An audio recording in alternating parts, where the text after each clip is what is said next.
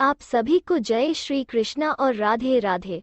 आज के हम इस वीडियो में जानेंगे वट सावित्री की व्रत कथा। तो चलिए शुरू करते हैं। राजर्षि अश्वपति की एक संतान थी जिसका नाम सावित्री था। सावित्री का विवाह अश्वपति के पुत्र सत्यवान से हुआ था। नारद जी ने अश्वपति को सत्यवान के गुण और धर्मात्मा होने के बारे में बताया था, लेकिन उन्हें यह भी बताया था कि सत्यवान की मृत्यु विवाह के 1 साल बाद ही मृत्यु हो जाएगी।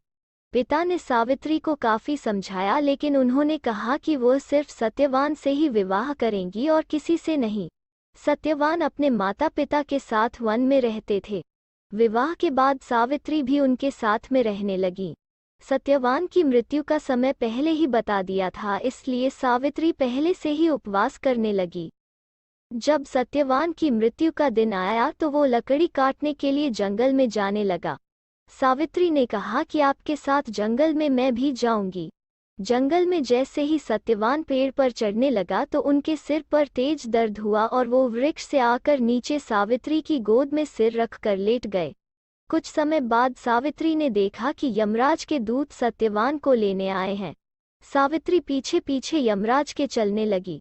जब यमराज ने देखा कि उनके पीछे कोई आ रहा है तो उन्होंने सावित्री को रोका और कहा कि तुम्हारा साथ सत्यवान तक धरती पर था, अब सत्यवान को अपना सफर अकेले तय करना है।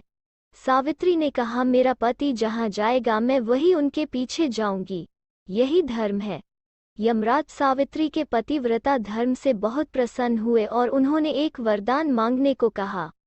सावित्री ने अपने सास ससुर की आंखों की रोशनी मांगी।